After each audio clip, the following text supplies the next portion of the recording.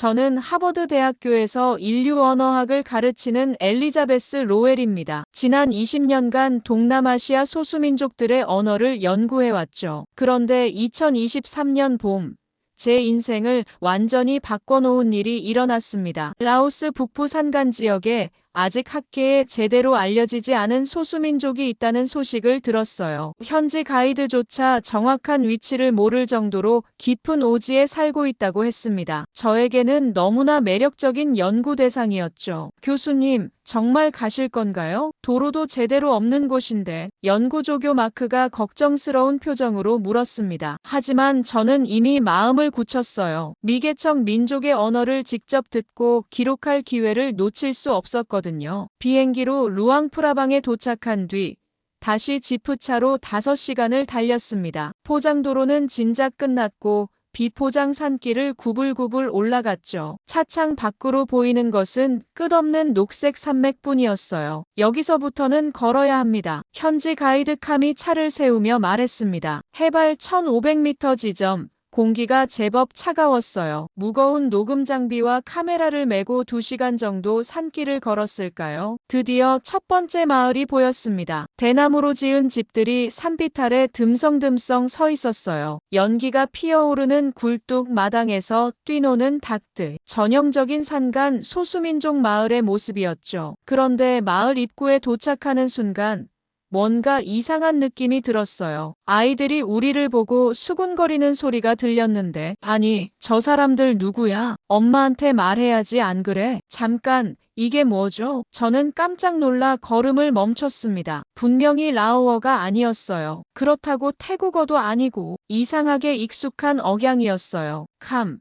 저 아이들이 뭐라고 하는 거야? 캄도 고개를 갸우뚱했습니다. 저도 잘 모르겠어요. 이 부족 언어는 처음 들어봐요. 하지만 저는 알 수 있었어요. 제가 입양한 아들 케빈이 어릴 때 했던 말투와 똑같았거든요. 한국에서 온 케빈의 어린 시절 발음, 문장 끝을 살짝 올리는 그 특유의 억양, 심장이 쿵쾅거렸습니다. 설마 이곳에서 한국어를 듣게 될 줄이야. 아니, 정확히는 한국어는 아니지만 한국어와 비슷한 억양과 어조였어요. 마을 사람들이 하나둘 나와서 우리를 구경했습니다. 호기심 어린 눈빛이었지만 경계심도 있어 보였어요. 당연한 일이죠. 이런 깊은 산골까지 외국인이 찾아올 일은 거의 없을 테니까요. 안녕하세요. 저는 라오어로 인사했습니다. 하지만 그들의 반응이 미묘했어요. 알아듣기는 하지만 뭔가 어색해하는 것 같았죠. 나이 지긋한 남자가 앞으로 나왔습니다. 아마 마을의 촌장 같았어요. 어디서 오셨소? 라오어였지만 발음이 특이했어요. 혀를 굴리는 방식이 일반적인 라오어와 달랐습니다. 마치 한국 사람이 외국어를 말할 때의 그런 느낌이었죠. 미국에서 왔습니다. 연구를 위해서요. 촌장의 얼굴이 밝아졌어요. 연구라. 우리말을 배우러 온 거요? 그 순간 또 한 번 충격을 받았습니다. 우리말을 배우러라는 표현.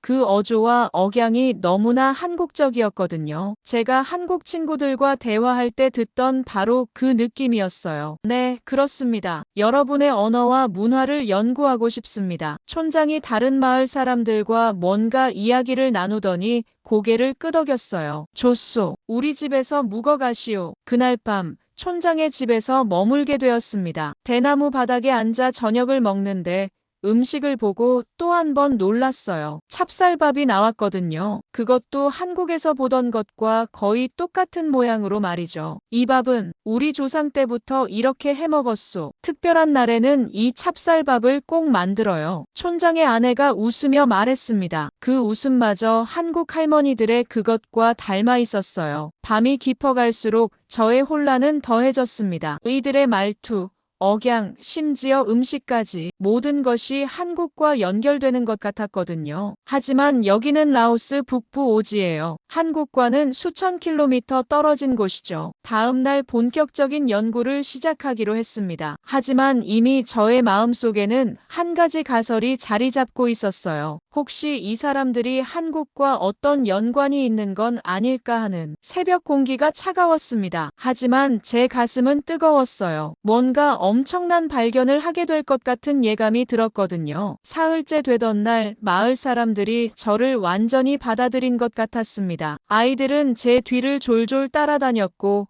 어른들도 편하게 대화를 나누기 시작했죠. 오늘은 특별한 음식을 보여드릴게요. 촌장의 아내 냉이 환한 미소를 지으며 말했어요. 부엌으로 안내해 주는데 뭔가 시큼한 냄새가 났습니다. 익숙한 냄새였어요. 이게 뭔가요? 큰 항아리를 가리키며 물었습니다. 냄새만으로도 발효 음식인 걸 알 수 있었죠. 우리가 생야이라고 부르는 거예요. 배추를 소금에 절여서 고춧가루랑 마늘, 생강 넣고 발효시키는 거죠. 순간 숨이 멎는 줄 알았어요. 배추, 소금, 고춧가루, 마늘, 생강. 이건 완전히 김치 재료 아닌가요? 한번 드셔보세요. 냉이 작은 그릇에 담아주었습니다. 젓가락으로 한 입 먹어보니 정말 김치 맛이었어요. 조금 다르긴 했지만 그 특유의 시원하고 아삭한 맛, 발효된 깊은 풍미가 똑같았습니다. 맛있죠? 우리 조상들이 만든 방법이에요. 언제부터 이렇게 만들어 먹었나요? 글쎄요. 할머니의 할머니 때부터라고 하니까 아주 오래됐을 거예요. 가슴이 두근거렸습니다. 김치와 거의 같은 음식을 수백 년 동안 만들어 먹었다는 거죠. 우연의 일치치고는 너무 정확했어요. 혹시 다른 발효 음식도 있나요? 물론이죠. 생선으로 만든 것도 있고 무로 만든 것도 있어요. 냉이 다른 항아리들을 열어서 보여주었습니다. 정말 놀라웠어요. 젓갈류와 깍두기 같은 음식들이 있었거든요. 이름은 달랐지만 만드는 방법과 맛이 한국 음식과 너무 비슷했습니다. 점심시간이 되자 더 큰 충격이 기다리고 있었어요. 찹쌀밥을 손으로 뭉쳐서 동그랗게 만든 걸 내놓았는데 이건 완전히 한국 떡이었습니다. 이건 뭐라고 부르세요? 까우똠이라고 해요. 특별한 날에 만들어 먹는 거죠. 모양도 크기도 한국의 백설기나 시루떡과 똑같았어요. 식감도 비슷했고요. 제가 보스턴 한인마트에서 사 먹던 그 떡과 다를 바 없었습니다. 정말 신기하네요. 제가 아는 음식과 너무 비슷해서요. 어디서 보셨다고요? 한국이라는 나라에서요. 냉의 눈이 커졌습니다. 한국? 그게 어디 있는 나라인가요? 여기서 북쪽으로 아주 멀리 있어요. 바다 건너편에 있는 나라죠. 북쪽. 냉이 뭔가 생각에 잠겼어요. 우리 할아버지가 그러시던데 우리 조상들이 북쪽에서 왔다고 하시더라고요. 심장이 뛰기 시작했습니다. 북쪽에서 왔다고요? 네. 아주 오래전에 큰 전쟁이 있었는데 그때 피해서 남쪽으로 내려왔다고 해요. 이때 밖에서 북소리가 들렸습니다. 아, 오늘이 조상님께 제사 드리는 날이네요. 냉이 급히 일어났어요. 제사요? 네. 한 달에 한 번씩 조상님들께 음식을 올리고 절을 해요. 같이 보실래요? 물론이죠. 저는 서둘러 카메라를 챙겼습니다. 마을 중앙 광장에 사람들이 모여들고 있었어요. 큰 상이 차려져 있었는데 그 위에 올려진 것들을 보고 또 한 번 경악했습니다. 돼지머리가 상 한가운데 놓여 있었어요. 그 주위로 과일, 술, 떡, 생선, 완전히 한국 제사상과 똑같은 구성이었습니다. 저게 뭐 하는 건가요? 가이드 캄에게 물었어요. 조상 숭배 의식이에요. 이 부족들은 조상을 매우 중요하게 생각해요. 촌장이 앞으로 나와서 절을 했습니다. 두 손을 모으고 깊게 고개를 숙이는 모습이 한국 제사 때 하는 절과 완전히 같았어요. 다른 마을 사람들도 차례대로 나와서 똑같이 절을 했습니다. 남자들이 먼저 절하고 여자들이 나중에 절하는 순서까지 한국과 동일했죠. 조상님들, 우리를 지켜주세요. 건강하게 해주시고 농사도 잘 되게 해주세요. 촌장이 중얼거리는 기도 소리가 들렸어요. 그 간절함과 정중함이 한국 제사 때의 분위기와 너무 비슷했습니다. 의식이 끝난 후 음식을 나누어 먹었는데 이때도 놀라운 일이 있었어요. 연장자부터 먼저 드시고 아이들은 나중에 먹는 순서. 한국의 유교적 예의 범절과 같았거든요. 촌장님, 이런 제사는 언제부터 지내왔나요? 우리 조상들이 이 땅에 정착한 이후부터 계속해온 거예요. 아마 수백 년은 됐을 겁니다. 그럼 조상들이 어디서 왔는지 아세요? 촌장이 잠시 생각하더니 말했어요. 전해 내려오는 이야기로는 북쪽의 큰 나라에서 왔다고 해요. 전쟁 때문에 떠나야 했다고 하더라고요. 북쪽의 큰 나라. 네. 그 나라 이름은 잘 모르겠지만 아주 추운 곳이었다고 해요. 겨울에는 눈이 많이 온다고 했어요. 저는 흥분을 감출 수 없었습니다. 한국과 같은 음식, 같은 제사 문화, 그리고 북쪽에서 왔다는 구전까지. 이 모든 게 우연일 수는 없었어요. 그날 밤 저는 잠을 이룰 수 없었습니다. 노트에 발견한 것들을 정리해보니 놀라운 일치점들이 계속 나왔어요. 김치와 같은 발효 음식, 한국 떡과 같은 찹쌀밥, 돼지머리를 올리는 제사상, 유교적 예의범절. 이건 단순한 우연이 아니야. 혼자 중얼거렸습니다. 분명히 이들과 한국 사이에는 어떤 연결고리가 있을 거예요. 하지만 그게 무엇인지는 더 깊이 파헤쳐봐야 알 수 있을 것 같았습니다. 일주일째, 저는 본격적으로 이들의 언어를 분석하기 시작했습니다. 매일 아침 마을 광장에 앉아서 사람들의 대화를 녹음했어요. 처음에는 단순히 어휘나 문법 구조를 파악하려고 했는데 점점 다른 것에 관심이 쏠렸습니다. 엄마, 밥 언제 줄 거야? 6살 정도 된 아이가 엄마에게 하는 말이었어요. 라오어가 아니라 이들만의 언어였죠. 그런데 그 억양과 어조가 제 아들 케빈이 어렸을 때와 똑같았습니다. 케빈은 제가 5살 때 한국에서 입양한 아이예요. 보스턴으로 와서 영어를 배우기 시작했지만 처음 몇 년간은 한국어 억양이 남아 있었죠. 특히 무언가를 요청할 때나 투정 부릴 때의 그 톤이. 잠깐만, 저는 핸드폰을 꺼내서 케빈의 어린 시절 영상을 찾아봤어요. 7살 케빈이 웬 아위가너 이트?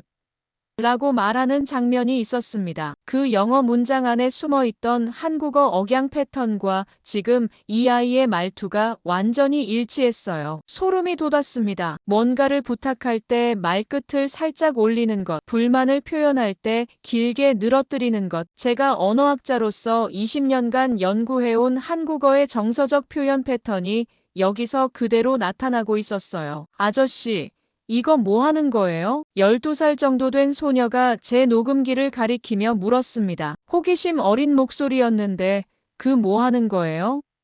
라는 표현의 억양이 한국 아이들과 똑같았어요. 궁금해하면서도 살짝 경계하는 그런 뉘앙스까지요. 이건 너희들 말을 기록하는 기계야. 제가 라오어로 대답했더니 소녀가 웃었어요. 아, 그래요? 신기하다. 신기하다라는 감탄사를 말할 때의 그 억양. 한국어에서 아, 그래? 신기하네라고 할 때와 정확히 같았습니다. 감정의 기복, 놀라움의 표현 방식이 한국어와 동일했어요. 점심시간에 가족들이 모여 앉아 대화하는 것을 관찰했습니다. 아버지가 아들에게 하는 말이었어요. 오늘 학교 어땠냐? 부드럽지만 관심 있는 톤이었죠. 그런데 그 아들의 대답이 저를 깜짝 놀라게 했습니다. 그냥 그랬어요. 시큰둥한 10대의 전형적인 대답이었는데 하고 머뭇거리는 것, 그냥 그랬어요라고 대충 넘어가려는 것. 한국 청소년들이 부모님께 하는 말투와 완벽히 일치했어요. 아버지가 다시 물었죠. 친구들이랑 잘 지냈고, 네, 잘 지냈어요. 이번에는 좀 더 정중한 톤이었어요. 한국에서 아이들이 부모에게 대답할 때의 그 예의 바른 억양 그대로였습니다. 저는 흥분해서 더 많은 대화를 들어보기 시작했어요. 엄마가 딸에게 하는 잔소리, 할머니가 손자에게 하는 다정한 말, 친구들끼리 하는 장난스러운 대화, 모든 상황에서 나타나는 감정 표현의 패턴이 한국어와 동일했습니다. 기쁠 때 목소리가 높아지는 것, 슬플 때 말끝이 처지는 것, 화날 때 말이 빨라지는 것, 심지어 웃을 때의 그 특유의 억양까지요. 이건 우연이 아니야. 절대로. 그날 저녁, 저는 케빈에게 전화를 걸었어요. 보스턴은 한밤중이었지만 너무 궁금해서 참을 수 없었습니다. 엄마, 무슨 일이야? 거기 몇 시인데? 케빈의 목소리였어요. 이제 25살이 된 케빈은 완전히 미국식 영어를 구사하지만 가끔 감정이 격해질 때면 어린 시절의 한국어 억양이 살짝 나타나곤 했죠. 케빈아, 엄마가 지금 라오스에 있는데 너무 신기한 일이 있어서. 무슨 일인데? 여기 사람들이 말하는 억양이 내가 어렸을 때랑 똑같아. 정말 똑같다고. 케빈이 잠시 침묵했어요. 잘 모르겠어. 하지만 분명한 건 이 사람들의 감정 표현 방식이 한국어와 같다는 거야. 내가 5살에서 10살 사이에 했던 그 말투 기억나지? 어렴풋이는. 그때는 한국어랑 영어가 섞여 있었잖아. 맞아. 바로 그거야. 내가 뭔가 갖고 싶을 때 엄마하고 길게 말하던 그 톤.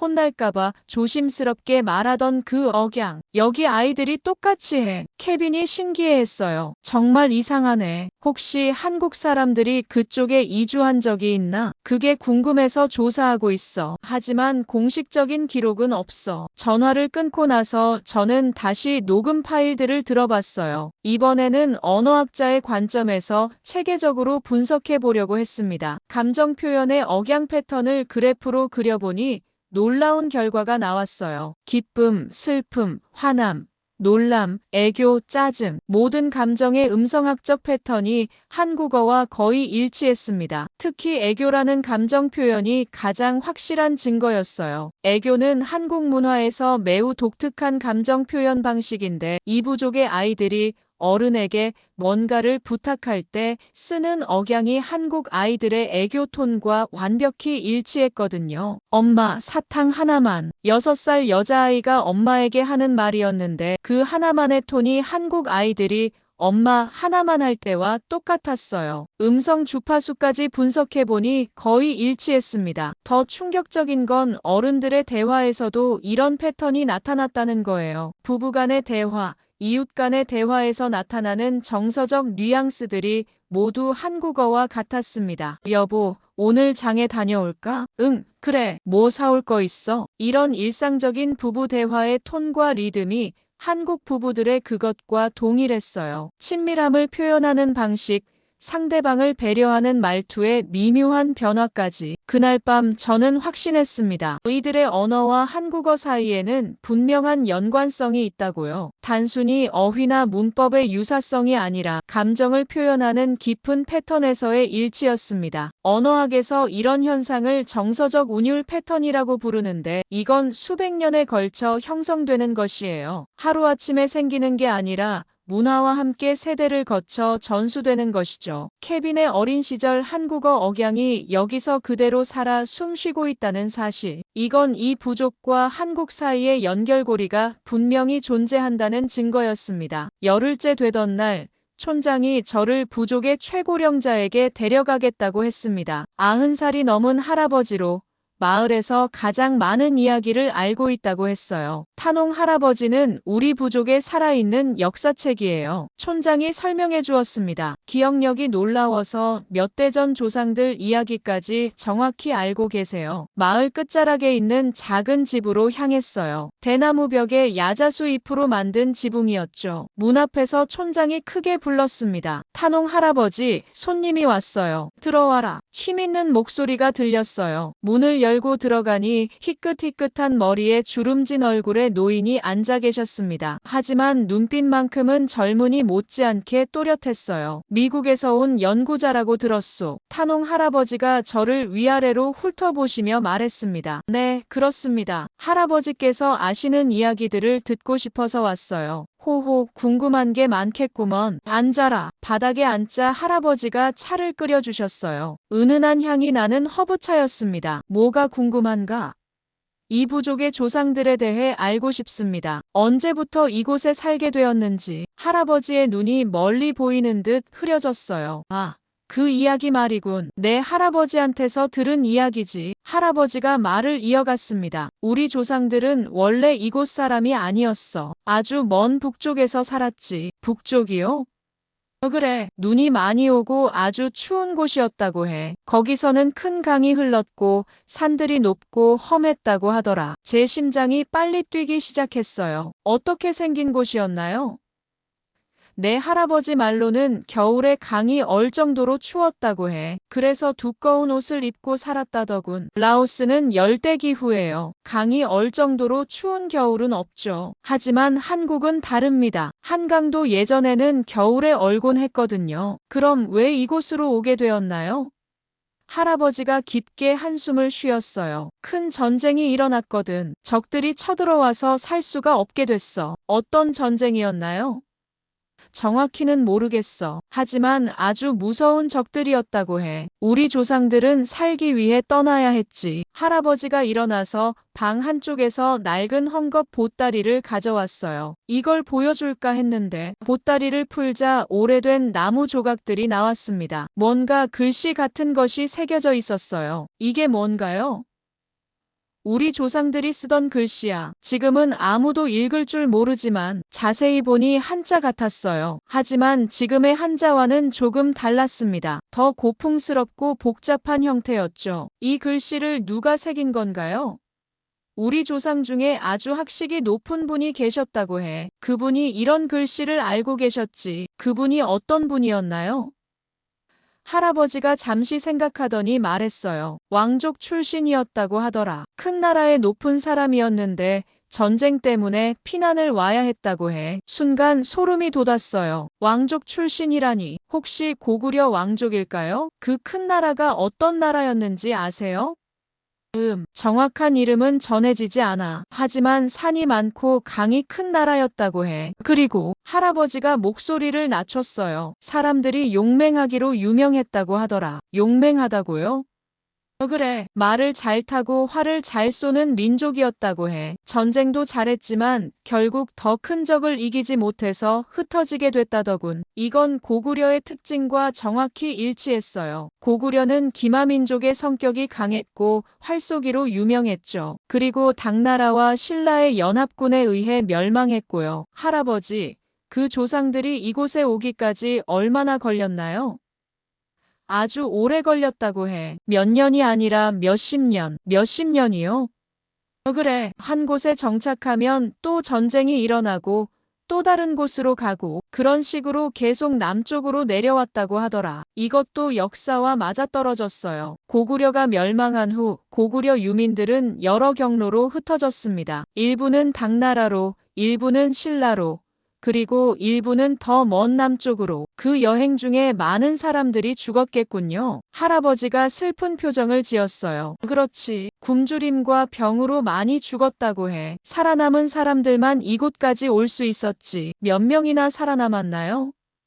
처음에는 수백 명이었는데 이곳에 도착했을 때는 20가족 정도였다고 해. 참으로 기구한 운명이었어요. 북쪽의 큰 나라에서 시작해서 수십 년의 긴 여정 끝에 라오스 오지까지 온 것이죠. 할아버지, 혹시 그 북쪽 나라에서 먹던 음식 이야기도 들으셨나요? 물론이지. 우리가 지금도 만들어 먹는 음식들이 그때부터 내려온 거야. 김치 같은 발효 음식도요. 맞아. 추운 곳에서는 겨울 동안 먹을 음식을 미리 준비해야 했거든. 그래서 배추나 물을 소금에 절여서 저장했다고 해. 제사 음식도 그때부터인가요? 그렇지. 조상을 섬기는 건 아주 중요하게 생각했다고 해. 특히 돼지머리를 올리는 건 왕족의 전통이었다더군. 모든 것이 하나씩 맞아떨어지고 있었어요. 한국의 음식, 제사 문화, 언어 억양, 그리고 이제 고구려 유민설까지. 할아버지, 마지막으로 하나만 더 물어봐도 될까요? 뭔가? 그 조상들이 자신들을 뭐라고 불렀는지 아세요? 할아버지가 오랫동안 생각하더니 조심스럽게 말했어요. 정확하지는 않지만 고맥족이라고 했던 것 같아. 고맥족? 고려의 고, 맥의 맥, 뭐 그런 뜻이었던 것 같은데. 고맥족, 고구려의 다른 이름 중 하나가 고맥이었어요. 그들이 스스로를 고맥족이라고 불렀다는 건 고구려와의 연관성을 더욱 확실하게 해주는 증거였습니다. 그날 밤 저는 흥분해서 잠들 수 없었어요. 탄홍 할아버지의 증언은 단순한 전설이 아니었습니다. 너무나 구체적이고 역사적 사실과 일치하는 부분이 많았거든요. 1300년 전 고구려 멸망 후 일부 유민들이 남하에서 이곳까지 왔을 가능성. 이제 그것이 단순한 가설이 아니라 현실적인 추론으로 보이기 시작했습니다. 탄홍 할아버지와의 대화 후 이틀이 지났을 때 촌장이 저를 다시 찾아왔습니다. 평소보다 진지한 표정이었어요. 교수님, 할아버지께서 뭔가 더 보여주실 게 있다고 하세요. 뭘 더 보여준다는 거죠? 오래된 그림이라고 하시던데 아주 중요한 거라고 하세요. 다시 탄홍 할아버지 댁을 찾았습니다. 이번에는 할아버지가 방 깊숙한 곳에서 긴 나무 상자를 꺼내 오셨어요. 이걸 보여줄까 말까 고민했는데 당신이 진짜 학자인 것 같아서 보여주기로 했소. 상자를 열자 오래된 천에 쌓인 두루마리가 나왔습니다. 조심스럽게 펼쳐보니 그림이 그려져 있었어요. 먹으로 그린 것 같았는데 색깔이 많이 발해 있었죠. 이게 뭔가요? 우리 조상들의 여행길을 그린 거야. 우리 조상 중에 그림을 잘 그리는 분이 계셨거든. 자세히 보니 지도 같았어요. 위쪽에서 시작해서 아래쪽으로 이어지는 길이 그려져 있었습니다. 중간중간에 산과 강, 그리고 작은 건물들이 표시되어 있었죠. 이 윗부분이 원래 살던 곳이고 할아버지가 두루마리 윗부분을 가리켰어요. 거기에는 높은 산들과 성벽 같은 건물이 그려져 있었습니다. 그리고 그 옆에 글씨가 적혀 있었어요. 이 글씨는 뭐라고 쓰여 있나요? 잘 모르겠어. 하지만 우리 할아버지가 그러시길 이게 우리가 살던 나라 이름이라고 하시더라. 글씨를 자세히 들여다봤어요. 한자였는데 고라는 글자가 보였습니다. 그 뒤에 다른 글자들도 있었지만 너무 희미해서 잘 안 보였어요. 할아버지, 이 나라 이름을 어떻게 불렀다고 하셨나요? 뭐라고 했더라. 고구, 고려. 정확히는 기억이 안 나지만 고자가 들어간 이름이었다고 해. 심장이 쿵쾅거렸어요. 고구려의 다른 이름 중 하나가 고려였거든요. 그리고 고구려 사람들은 자신들의 나라를 간단히 고라고 부르기도 했고요. 이 길은 어떻게 온 건가요? 할아버지가 두루마리 위에 선을 따라가며 설명해 주셨어요. 여기서 시작해서 먼저 동쪽으로 갔다가 다시 남쪽으로 내려왔어. 여기 강을 건너고 강을 건너는 부분에 작은 배가 그려져 있었어요. 여러 척의 배에 사람들이 타고 있는 모습이었죠. 이 강은 어떤 강인가요? 아주 큰 강이었다고 해. 건너는데 며칠이 걸렸다더군. 중국의 큰 강들, 황하나 양자강일 수도 있겠다는 생각이 들었어요. 고구려 유민들이 남하할 때 반드시 거쳐야 했을 길목들이죠. 그 다음은 어디로 갔나요? 여기 산악지대를 통과해서 이쪽 작은 나라들을 지나갔어. 그림에는 정말 작은 왕국들이 표시되어 있었어요. 아마 중국 남부나 베트남 북부의 소국들일 것 같았습니다. 그리고 최종적으로 여기에 도착한 거고요. 맞아. 이 산들 사이에 있는 이곳이 지금 우리가 사는 곳이야. 그림의 맨 아래쪽에는 높은 산들에 둘러싸인 작은 분지가 그려져 있었어요. 현재 이 마을의 지형과 비슷했습니다. 그런데 그림을 더 자세히 보니 놀라운 것을 발견했어요. 여행 경로 중간중간에 작은 글씨들이 적혀 있었거든요. 할아버지, 이 작은 글씨들은 뭔가요? 지명이나 중요한 장소들을 적어 놓은 것 같아. 한자로 된 지명들이었는데 몇 개는 지금도 중국이나 베트남에 있는 지명과 비슷했어요. 강남, 산서 같은 글자들이 보였습니다. 그런데 정말 충격적인 건 따로 있었어요. 그림 한쪽 구석에 작은 상자가 그려져 있었는데 그 안에 뭔가 목록 같은 것이 적혀 있었거든요. 이건 뭔가요? 그건 우리 조상들이 가져온 물건들 목록이라고 하더라. 목록을 읽어보니 정말 놀라웠어요. 왕실의 인장, 제사용 그릇, 의복, 씨앗류, 그리고 마지막에 역사서 두루마리라고 적혀 있었습니다. 역사서 두루마리도 가져왔다고요? 그렇다고 하더군. 우리나라의 역사를 기록한 책들을 가져왔다고 해. 그럼 그 책들은 어디 있나요? 할아버지가 안타까운 표정을 지었어요. 안타깝게도 다 없어졌어. 이곳에 정착한 지 얼마 안 돼서 큰 화재가 났거든. 그때 대부분 타버렸지. 그럼 이 그림만 남은 건가요? 이것과 몇 개의 물건들만 그나마도 우연히 살아남은 거야. 할아버지가 다시 상자에서 뭔가를 꺼내셨어요. 작은 청동 거울이었는데 뒷면에 용 문양이 새겨져 있었습니다. 이것도 그때 가져온 거야. 거울에 용 문양을 보는 순간 소름이 돋았어요. 고구려 고분벽화에서 봤던 용의 모습과 거의 똑같았거든요. 특히 발톱의 개수와 수염의 형태가 고구려 양식과 일치했습니다. 할아버지, 이 거울은 누가 가지고 있던 건가요? 왕족 출신이었던 우리 조상이 가지고 있던 거라고 해. 아주 소중히 여겼다더군. 왕족의 물건이었다고요? 그렇지. 우리 조상 중에는 정말 높은 신분의 사람이 있었어. 그 나라에서 아주 중요한 역할을 했던 사람이었다고 하더라. 이제 확신이 서기 시작했어요. 단순한 농민이나 일반인이 아니라 고구려 왕족이나 고위 귀족이 이곳까지 피난을 온 것 같았습니다. 그분이 어떤 일을 하셨는지 아세요? 군사 관련 일을 했다고 하더라. 전쟁을 지휘하는 높은 장군이었다고 해. 고구려의 고위 장군. 아마 고구려 멸망 당시 끝까지 저항했던 인물 중 하나일지도 모르겠어요. 할아버지, 마지막으로 하나만 더 물어봐도 될까요? 뭔가? 그 조상분들이 이곳에 도착했을 때가 언제쯤인지 아세요?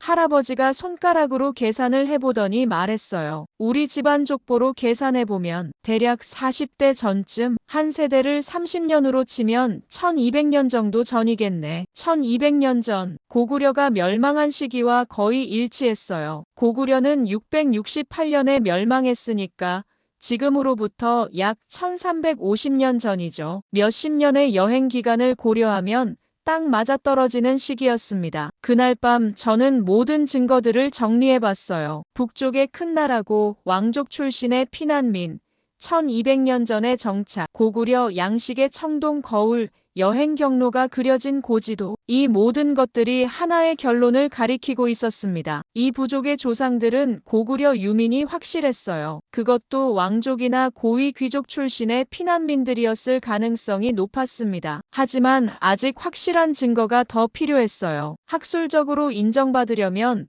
더 많은 자료와 분석이 필요했거든요. 라오스에서 한 달간의 현장 조사를 마치고 보스턴으로 돌아온 저는 연구실에 틀어박혔습니다. 수집한 음성 자료만 200시간이 넘었고 사진과 영상 자료도 수백 개였어요. 교수님, 정말 놀라운 자료네요. 연구 조교 마크가 음성 파일들을 정리하며 감탄했습니다.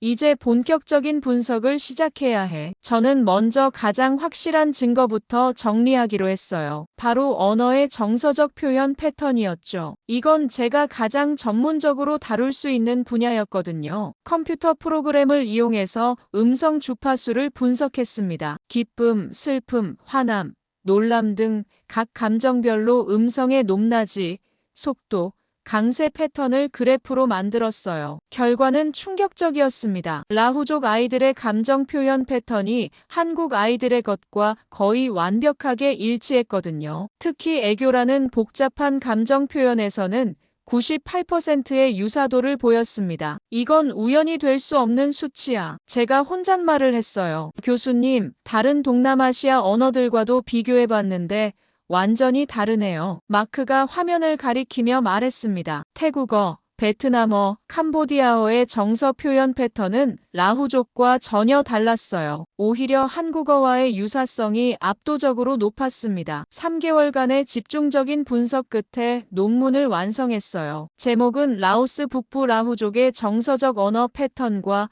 한국어의 연관성 연구였습니다. 논문에는 음성학적 분석 결과뿐만 아니라 문화적 유사성, 구전 역사, 유물 등의 증거도 함께 담았어요. 물론 학술적 엄밀성을 위해 추측은 최소화하고 객관적 데이터 위주로 구성했죠. 교수님, 이 논문 정말 대단한 것 같아요. 학계에 큰 파장을 일으킬 것 같은데요.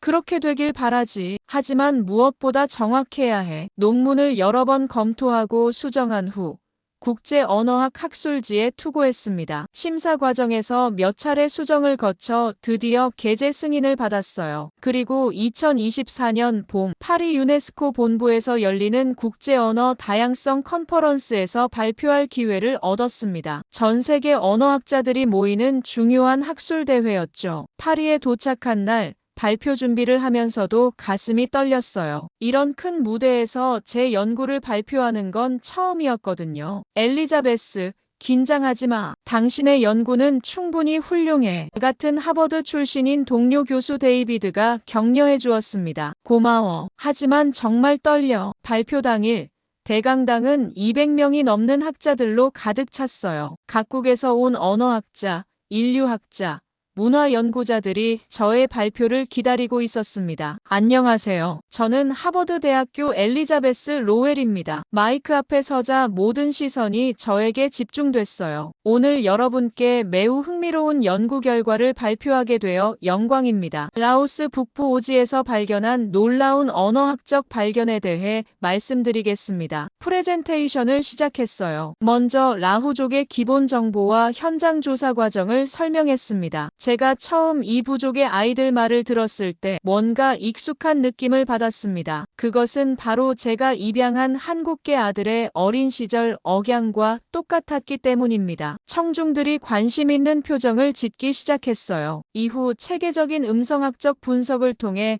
놀라운 사실을 발견했습니다. 스크린에 음성 주파수 그래프가 나타났어요. 라후족과 한국어의 감정 표현 패턴을 비교한 차트였죠. 보시는 바와 같이 기쁨을 표현할 때의 음성 주파수 패턴이 거의 일치합니다. 통계적 유사도는 96.7%입니다. 청중석에서 작은 술렁임이 일었어요. 더욱 놀라운 것은 애교라는 복잡한 감정 표현입니다. 다음 슬라이드에서 애교 표현의 분석 결과를 보여줬어요. 애교는 한국 문화에서 매우 독특한 감정 표현 방식입니다. 서구 언어에는 정확히 대응하는 개념이 없죠. 그런데 라후족제 시도 계속 편집 아이들이 어른에게 뭔가를 부탁할 때 사용하는 억양 패턴이 한국어의 애교와 98.3% 일치합니다. 이번에는 청중들이 확실히 놀라는 표정이었어요. 이것은 단순한 우연이 아닙니다. 언어학적으로 이런 정서 표현 패턴은 수백 년에 걸쳐 형성되는 것이기 때문입니다. 음성 샘플도 들려줬어요. 라후족 아이가 엄마 사탕 하나만이라고 하는 소리와 한국 아이가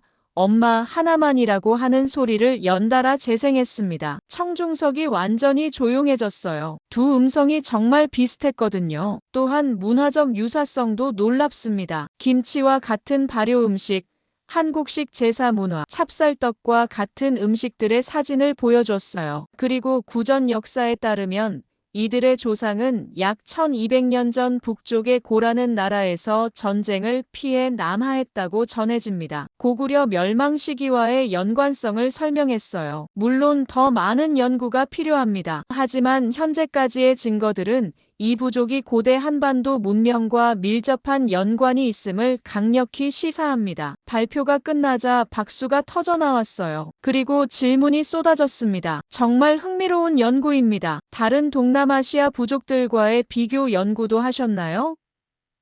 프랑스 소르본 대학 교수가 물었어요. 네. 태국과 베트남의 여러 부족들과 비교했습니다. 하지만 라후족만이 이런 독특한 패턴을 보였습니다. DNA 분석은 계획하고 계신가요? 독일 막스 플랑크 연구소의 유전학자가 질문했어요. 현재 윤리위원회 승인을 받는 과정에 있습니다. DNA 분석이 이루어진다면 더 확실한 증거를 얻을 수 있을 것입니다. 질문과 답변이 1시간 넘게 이어졌어요. 모든 학자들이 제 연구에 큰 관심을 보였습니다. 로웰 교수님, 정말 놀라운 발견이네요. 언어학계에 새로운 지평을 열어주신 것 같습니다. 컨퍼런스 조직위원장이 악수를 청하며 말했어요. 감사합니다. 아직 시작일 뿐입니다. 그날 밤 호텔에서 가족들에게 전화를 걸었어요. 케빈아, 엄마가 오늘 파리에서 발표했어. 내 어린 시절 한국어 억양이 학술 발표의 핵심 증거가 됐다고. 정말요? 신기하다. 제가 그런 중요한 역할을 했다니. 케빈의 목소리에서 자부심이 느껴졌어요. 발표 이후 전 세계 언어학자들로부터 연락이 쏟아졌습니다. 공동 연구 제안, 강연 요청, 인터뷰 신청. 제 연구가 학계에 큰 반향을 일으키고 있었어요. 하지만 가장 중요한 건 따로 있었습니다. 이 연구를 통해 사라져가는 소수민족의 언어와 문화를 세상에 알릴 수 있었다는 점이었어요. 그리고 1300년 전 고구려 유민들의 기구한 여정을 조명할 수 있었다는 것도요. 파리 발표 이후 한 달이 지났을 때 예상치 못한 연락을 받았습니다. 런던 대학교 킹스컬리지에서 가르치는 한국계 교수로부터였어요. 안녕하세요, 로웰 교수님. 저는 런던 대학교 민속학과 윤사라입니다. 전화 너머로 들려오는 목소리가 매우 또렷했어요. 파리에서의 발표를 영상으로 봤는데 정말 놀라웠습니다. 혹시 공동 연구가 가능할까요? 물론입니다. 어떤 분야를 전공하시는지요? 한국 전통 문화와 민속학이 전공이고 특히 제사 문화와 음식 문화를 연구하고 있어요. 교수님 발표를 보니 제가 도움이 될 것 같아서요. 이보다 완벽한 협력자는 없을 것 같았어요. 그럼 언제 만나볼까요? 제가 다음 주에 보스턴에 갈 일이 있어요. 하버드에서 강연이 있거든요. 일주일 후. 저는 하버드 국제학관에서 윤사라 교수를 처음 만났습니다. 40대 초반으로 보이는 지적인 인상의 여성이었어요. 만나서 반갑습니다. 로웰 교수님, 저도 정말 기다렸습니다. 사라 교수님, 사라라고 부르세요. 편하게 지내요. 카페에 앉아서 이야기를 나누기 시작했어요. 교수님 연구 자료를 미리 검토해봤는데 정말 놀라운 발견이에요. 특히 제사 문화 부분이 흥미로웠어요. 그 부분에서 전문가의 의견을 듣고 싶었거든요. 사라가 태블릿을 꺼내서 뭔가를 보여줬어요. 이게 전라도 지역의 전통 제사상이에요. 제 외할머니 댁에서 지금도 이렇게 차려요. 사진을 보는 순간 소름이 돋았어요. 라후족의 제사상과 거의 똑같았거든요. 돼지머리가 중앙에 있고 그 주위로 과일과 떡을 배치하는 방식이 완전히 같네요. 맞아요. 그리고 절하는 순서도 똑같고요. 제가 어릴 때부터 봐온 모습이에요. 사라가 흥미진진한 표정으로 말했어요. 혹시 라오스에 다시 가실 계획이 있나요? 저도 함께 가고 싶어요. 물론이죠. 더 깊이 있는 연구를 위해서는 현지 조사가 필요해요. 그렇게 우리는 공동 연구팀을 구성했습니다. 2개월 후 사라와 함께 라오스로 향했어요. 라오스에 도착해서 다시 그 산간 마을에 갔을 때 촌장과 마을 사람들이 반갑게 맞아주었습니다. 오, 다시 오셨군요. 이분은 누구신가요? 촌장이 사라를 보며 물었어요. 한국에서 온 학자입니다. 여러분의 문화를 연구하러 왔어요. 한국요? 그 북쪽 나라 말인가요? 촌장의 눈이 반짝였어요. 사라가 한국어로 자기소개를 했어요. 안녕하세요. 저는 윤사라입니다. 그런데 놀라운 일이 일어났어요. 몇몇 마을 사람들이 사라의 한국어를 듣고 뭔가 알아듣는 듯한 표정을 지었거든요. 저 말이 우리 할아버지가 가끔 하시던 말과 비슷해요. 젊은 여성이 신기해하며 말했어요. 정말요? 사라가 놀라며 반응했어요. 네. 특히 안녕하세요라는 인사말이 우리 할아버지가 안녕이라고 하시던 것과 비슷해요. 이건 정말 놀라운 발견이었어요. 한국어 단어가 부분적으로 보존되어 있었던 거죠. 다음 날부터 본격적인 공동조사가 시작됐어요. 사라는 음식 문화와 제사 문화에 집중하고 저는 언어적 측면을 계속 연구했습니다. 엘리자베스, 이것 좀 봐요. 사라가 흥분해서 저를 불렀어요. 마을 여성들이 김치 비슷한 발효 음식을 만드는 과정을 지켜보고 있었거든요. 배추를 소금에 절이는 시간, 고춧가루 넣는 양, 마늘과 생강의 비율, 모든 게 한국 김치 제조법과 똑같아요. 정말요? 네, 제가 어릴 때 할머니께 배운 그 방법과 거의 차이가 없어요. 사라가 직접 김치 담그는 과정에 참여해봤어요. 마을 여성들과 함께 배추를 절이고 양념을 만들었죠. 오, 손놀림이 능숙하네요. 마을 아주머니가 사라의 솜씨를 보고 감탄했어요. 한국에서 어릴 때부터 배웠거든요. 사라가 웃으며 대답했어요. 그런데 더 놀라운 일이 있었어요. 사라가 만든 김치를 맛본 마을 사람들이 깜짝 놀란 거예요. 이 맛, 우리 할머니가 만들던 맛과 똑같아요. 정말요? 신기하네요. 이후 사라는 마을의 모든 음식을 체계적으로 조사했어요. 찹쌀떡, 젓갈류, 장류, 모든 음식이 한국 전통 음식과 놀라울 정도로 유사했습니다. 특히 장 담그는 방법이 완전히 같아요. 매주 만들고 소금물에 띄우고 한국 시골에서 보던 그 방법 그대로예요. 제사 문화 조사에서는 더욱 확실한 증거를 얻었어요. 절하는 방법,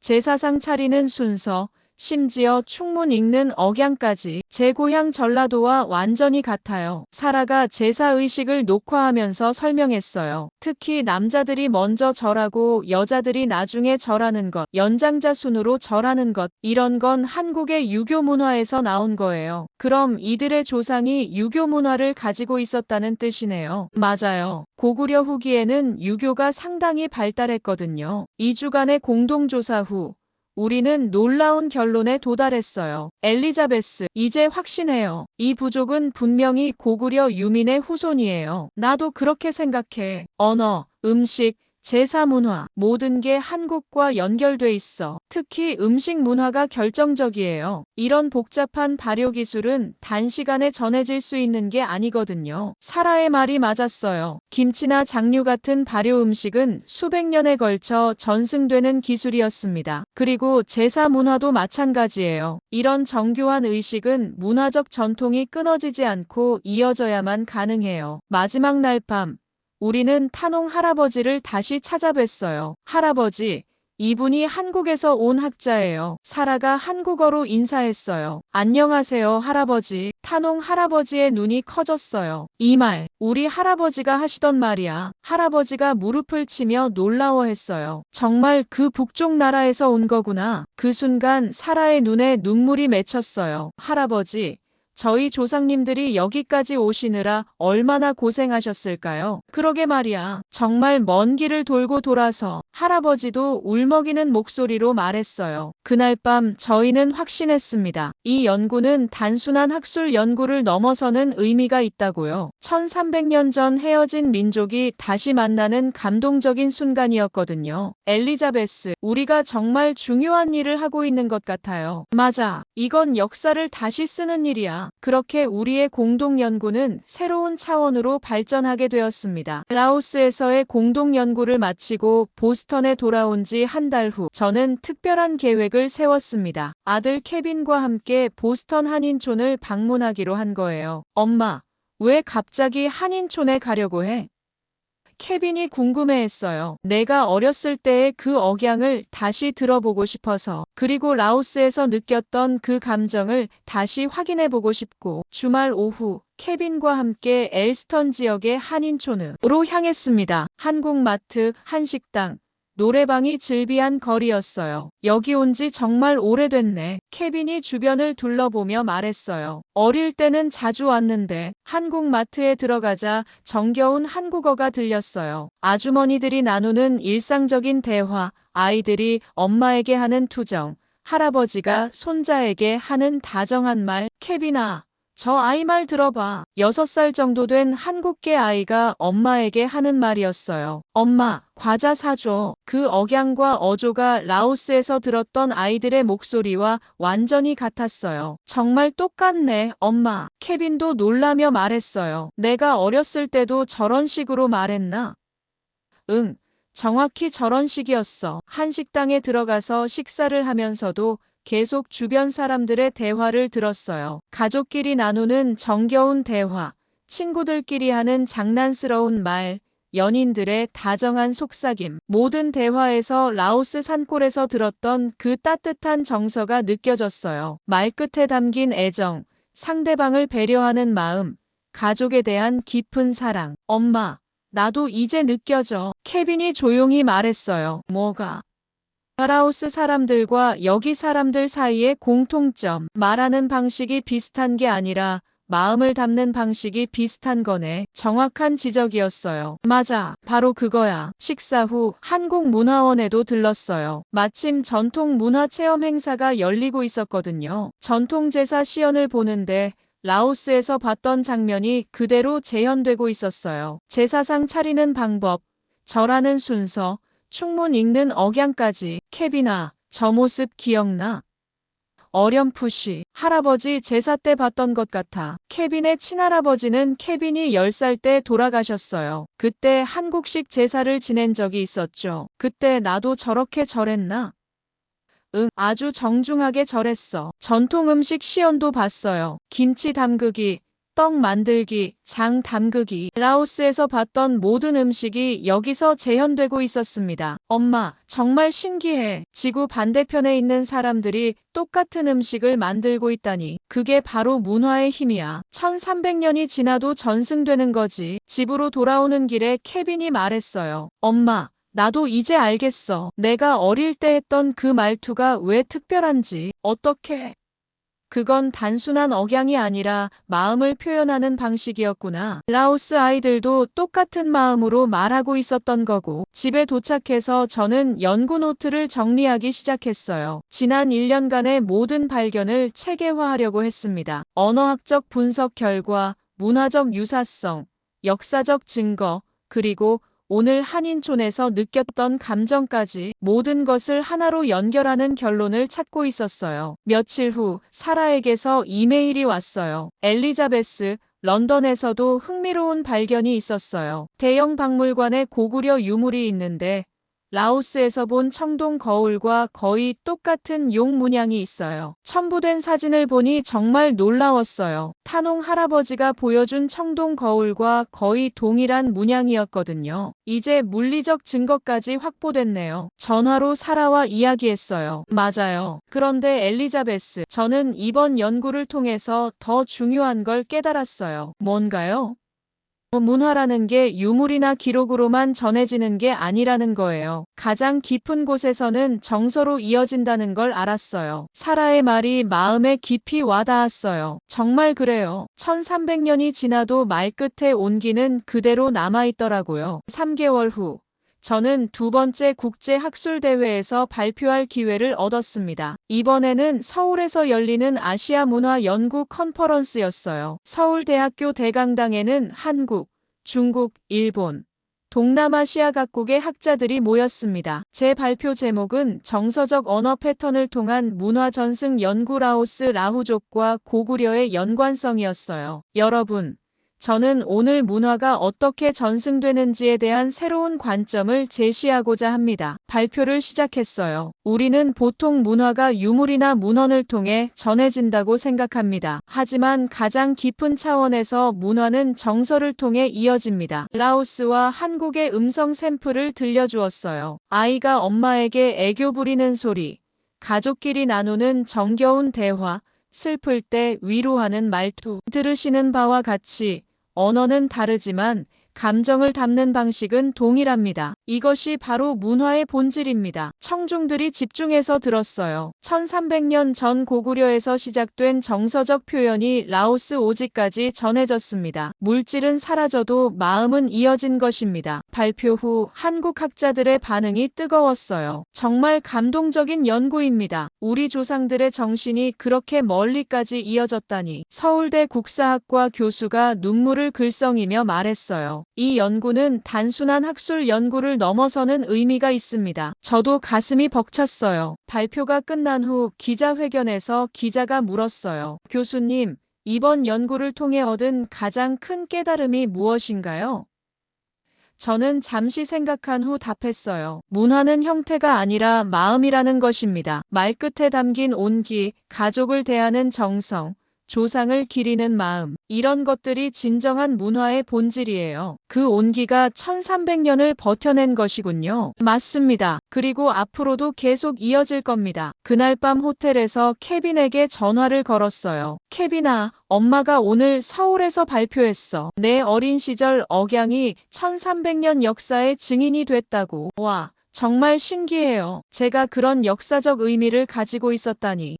내가 어릴 때 엄마하고 부르던 그 목소리 안에 고구려의 정서가 살아있었던 거야. 그럼 라오스 아이들도 마찬가지네요. 맞아. 그 아이들 목소리에도 같은 마음이 담겨 있어. 연구를 마무리하면서 저는 확신했습니다. 문화는 물질이 아니라 정서로 이어진다는 것을요. 그리고 그 정서는 시간과 공간을 초월해서 사람과 사람을 이어준다는 것을요. 라오스 오지에서 시작된 이 연구는 결국 인간의 마음에 대한 탐구였습니다. 1300년 전 고구려 사람들의 마음이 지금도 살아 숨쉬고 있다는 놀라운 발견이었어요. 마지막 학술 발표에서 저는 이렇게 말했습니다. 말끝의 온기가 결국 우리를 하나로 이어주었습니다. 고구려에서 라오스까지, 그리고 다시 한국까지 마음은 길을 잃지 않고 흘러왔습니다. 그 순간 강당이 조용해졌어요. 모든 사람들이 1300년 시공을 초월한 감동을 느끼고 있었습니다. 그리고 저도 깨달았어요. 진정한 발견은 라오스에서 한국어 억양을 들었던 그 순간이 아니라 인간의 마음이